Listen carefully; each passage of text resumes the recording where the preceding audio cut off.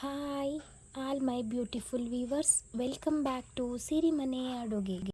ಒಂದೇ ಥರ ಚಟ್ನಿ ತಿಂದು ತಿಂದು ಬೇಜಾರಾಗಿದ್ದರೆ ಇವತ್ತು ನಾನು ಮಾಡಿ ತೋರಿಸೋ ಅಂಥ ಟೊಮೊಟೊ ಹಣ್ಣಿನ ಚಟ್ನಿ ಮಾಡಿ ನೋಡಿ.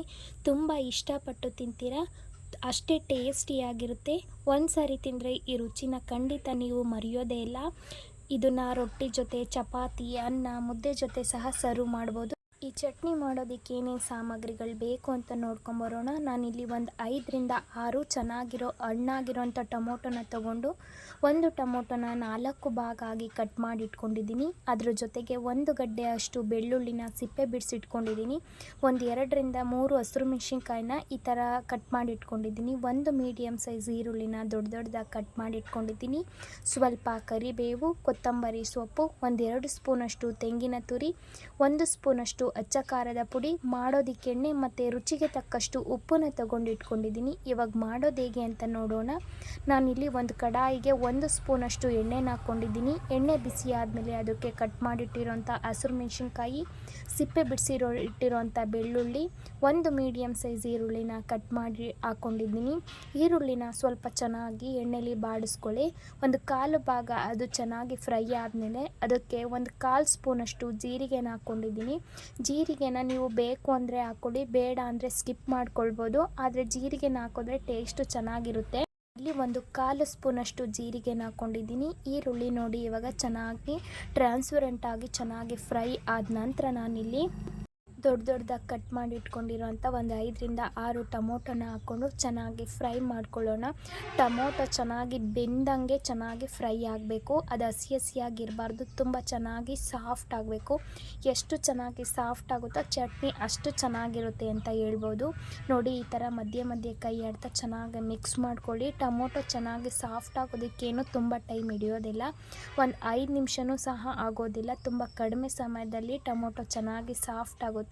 ನೋಡಿ, ಈ ಥರ ಮಧ್ಯೆ ನಾವು ಮಿಕ್ಸ್ ಮಾಡ್ತಾ ಇರಬೇಕಾದ್ರೆ ಚೆನ್ನಾಗಿ ಅದು ನೀರು ಬಿಟ್ಕೊಳ್ಳುತ್ತೆ. ನೋಡ್ತಾ ಇರ್ಬೋದು ನೀವು. ಇವಾಗ ಒಂದು ಅರ್ಧ ಭಾಗದಷ್ಟು ಚೆನ್ನಾಗಿ ಟೊಮೊಟೊ ಸಾಫ್ಟ್ ಆಗಿದೆ.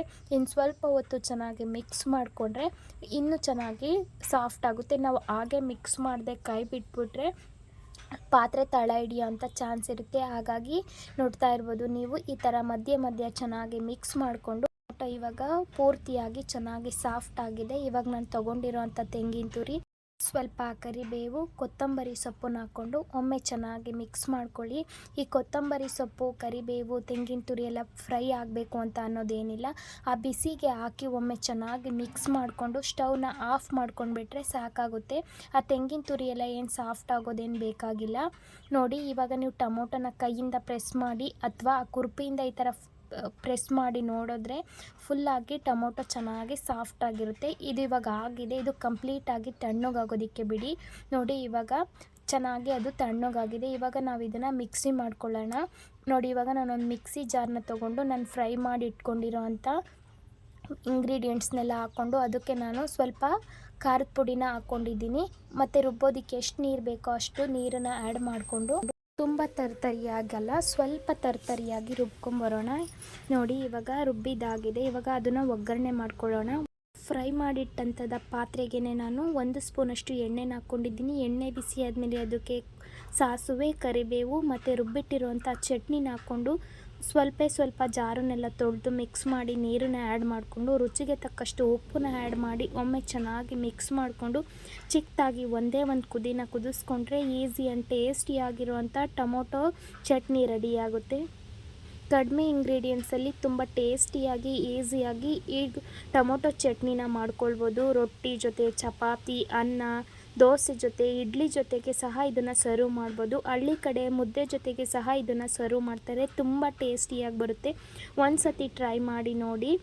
ಜಾಸ್ತಿ ಹೊತ್ತು ಕುದಿಸ್ಬೇಕು ಅಂತ ಅನ್ನೋದು ಏನಿಲ್ಲ. ಇಲ್ಲ ನಾವು ಡೈರೆಕ್ಟಾಗಿ ಚಟ್ನಿಗೇ ಕುದಿಸ್ತೇನೆ ಬೇರೆ ಒಗ್ಗರಣೆ ಮಾಡಿ ಆ್ಯಡ್ ಮಾಡ್ಕೊಳ್ಬೋದು. ಅದು ಸಹ ತುಂಬ ಚೆನ್ನಾಗಿರುತ್ತೆ. ಈ ಥರ ಕುದಿಸೋದ್ರಿಂದ 1-2 ದಿನ ನಾವು ಸ್ಟೋರ್ ಮಾಡಿಕೊಂಡು ತಿನ್ಬೋದು. ತುಂಬ ಟೇಸ್ಟಿಯಾಗಿರುತ್ತೆ. ಒಂದು 2 ದಿನದವರೆಗೂ ಇಟ್ಕೊಂಡು ಸಹ ತಿನ್ಬೋದು. ನೋಡಿ, ಈಸಿ ಆ್ಯಂಡ್ ಟೇಸ್ಟಿಯಾಗಿರುವಂಥ ಟೊಮೊಟೊ ಹಣ್ಣಿನ ಚಟ್ನಿ ರೆಡಿ ಆಯಿತು. ನೀವು ಈ ರೆಸಿಪಿನ ನಿಮ್ಮ ಮನೆಯಲ್ಲಿ ಟ್ರೈ ಮಾಡಿ ಟೇಸ್ಟ್ ಹೇಗಿತ್ತು ಅಂತ ನನಗೆ ಕಮೆಂಟ್ ಮಾಡಿ ತಿಳಿಸಿ. ಹಾಗೆ ಇನ್ನೂ ಯಾರ್ಯಾರು ನಮ್ಮ ಚಾನಲ್ನ ಸಬ್ಸ್ಕ್ರೈಬ್ ಮಾಡದೆ ನೋಡ್ತಾ ಇದ್ದೀರಾ, ಪ್ಲೀಸ್ ಸಬ್ಸ್ಕ್ರೈಬ್ ಮಾಡಿಕೊಂಡು ನಮಗೆ ಸಪೋರ್ಟ್ ಮಾಡಿ. ನೆಕ್ಸ್ಟ್ ವಿಡಿಯೋದಲ್ಲಿ ಸಿಗ್ತೀನಿ ಫ್ರೆಂಡ್ಸ್. ಅಲ್ಲಿವರೆಗೂ take care, bye. Thank you for watching.